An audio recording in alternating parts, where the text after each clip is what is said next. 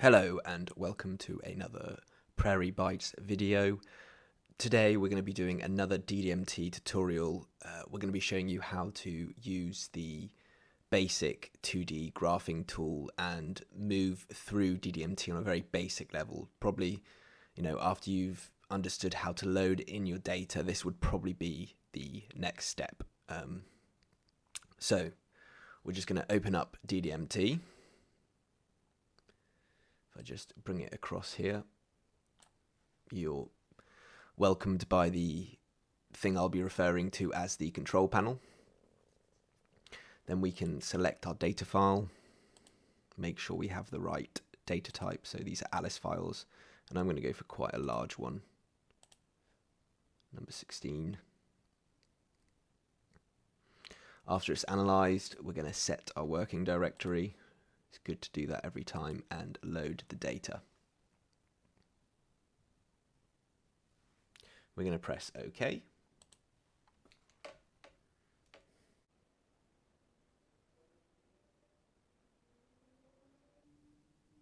So once the data is loaded in, you'll have this sort of graph or colored lines appear extending out of the control panel.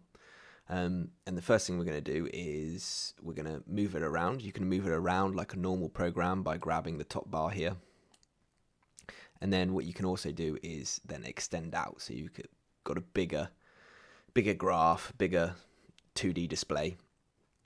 A top tip is you can't always make this smaller.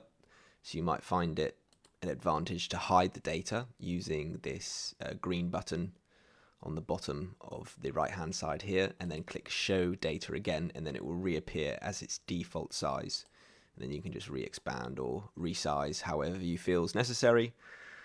First thing to explain is here we have what I keep calling the sort of 2D graph window, where we're going to have a 2D plot, and at the top here we have something called I refer to as the control panel, where we have an overwhelming amount of different tabs and sliders and buttons. And we're going to be using both of these things because there's actually similar tools within the 2D graphing window, but not all of them have been taken from the sort of old control panel version and put into the new sort of interface here on this graphing display.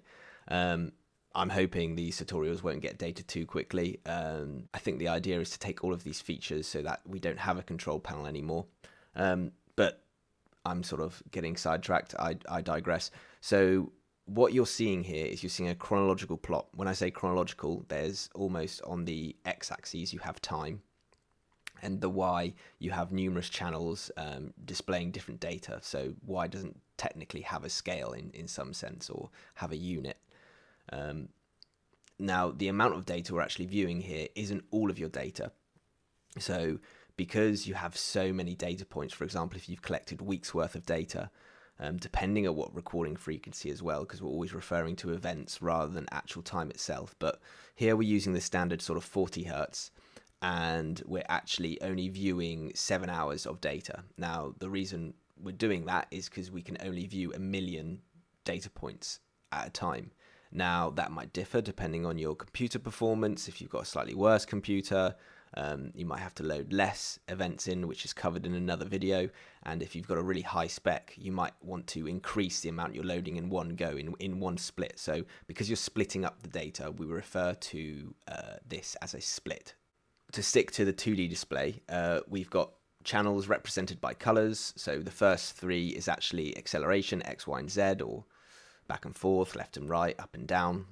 And then this, I think you can see my cursor, I think this sort of flattish red line is pressure, because that's one of the parameters we took using the daily diary.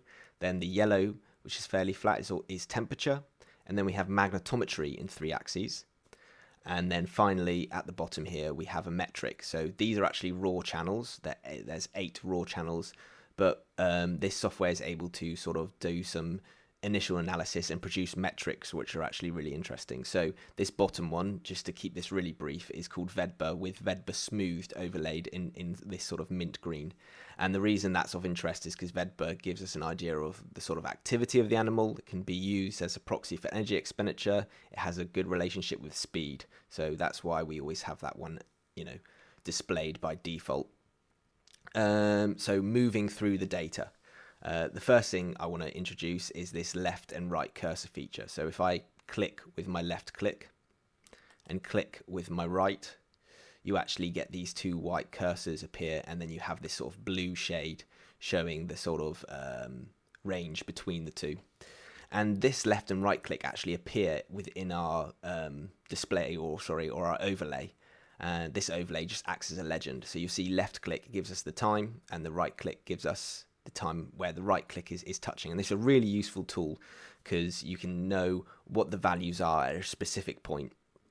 And it also gives us the differences, just off the top of my head. For example, a dive profile, using the pressure, you might want to know what depth the animal started at and what was its max depth in the sort of dive profile you can see. As this is a pro dog example, we don't have any sort of dive profiles. But a good example would be getting an idea of the total time we're seeing in this split. So I'm viewing all the data within this split right now, and I range from left to right, and I'm just viewing so there's under 7 hours of data here, and so there's under 7 hours in 1 million data points. One of the most useful commands that I use to move through the data is actually zooming in between two white line points. I'll be better off to show you rather than try and explain it. So for example, if I pick out here, we have this really high peak of data. So let's go and investigate that. So I take my left and right click and approximately cover a range within that really tall peak. And on my keypad or my keyboard, I'm going to select Control Alt Shift, and then I'm going to click with my left click within those white lines on the sort of blue shaded area.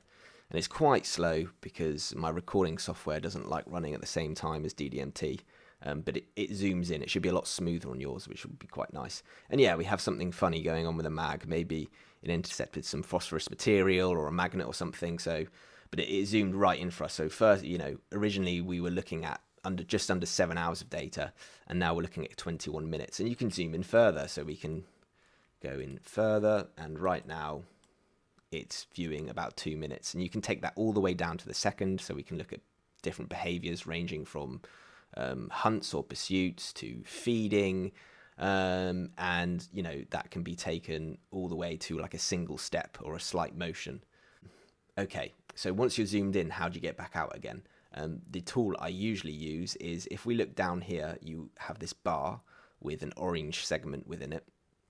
Now, that bar is actually showing us where in the data we are in this current split and how much of that data we're viewing. So it's a very, very small amount, 2 minutes compared to the 7 hours. But if we take our left click and we drag, we can actually view more and more of the data, or we can pull it in to go back to sort of originally where we were at. You can also, you don't have to drag, you could select a point and click left and it might jump. Don't use that jerky feature too much, but it could be of use to you. And then the same thing sort of applies to the right. So if you take a right click and drag, it will then bring in more and more data to the right of that data point or the data range that you were currently looking at. So let's go straight back out and view the complete data. Just some other tools to kind of touch on. The only other thing I kind of use now and then is actually if you have a mouse, which is recommended to use with DDMT, so you can use left and right click commands, but also the mouse wheel is really important. So right now I'm going to use the mouse wheel on the 2D display, and sort of what you can do is you can actually affect your data like ever so more slightly rather than use that drag feature. So if I go in with my mouse wheel, I zoom in to a point going right central of the data, and then the same applies if I pull my mouse wheel towards me, it zooms out. Nice. Another thing to comment on is if you're using the 2D feature, it's key that this button on the bottom left is highlighted green.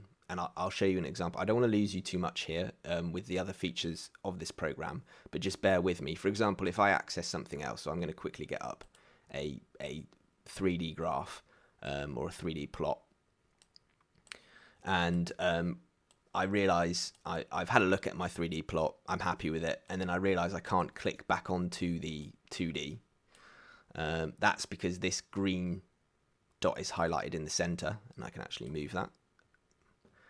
But if I want to use, or for whatever reason you're finding you can't access your 2D graph, you might find it's because this bottom left toggle is not switched on, is not highlighted green.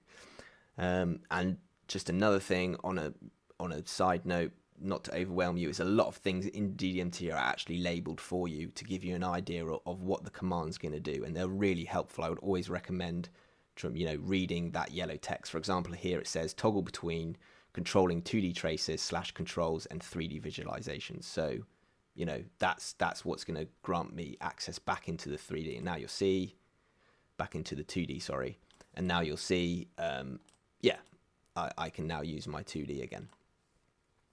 Finally, for this video, let's go back to those splits. So at the moment we're only viewing the first 7 hours of the data, but if you come over to this column here, you can actually go to this button, that second down, the second down square button. You can actually float over it, and it will list that it's the split navigation controls. And if you left click that, you get this menu come up, and this is how you access the rest of your data. So this was a week's worth of data, and all of that split up makes, in this example, 49 splits. 49 7-hour periods. However, they're not all one after another. They're split up so that the second split has half of the first and half of the third. It's a really useful way of actually moving through your data. It can be a bit confusing with the numbering system, but actually the advantage of moving through your data like this is more beneficial for sure. And because my time and data are already correctly offset, you can see where in the data I am, or when rather.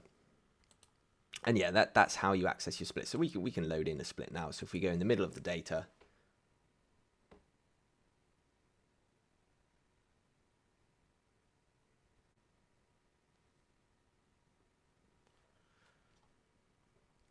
and now once it's loaded in, this is prairie dog data, and you can tell because you don't have all that faff that was at the start of that first split, where it's being calibrated and where it's been put on the animal, etc.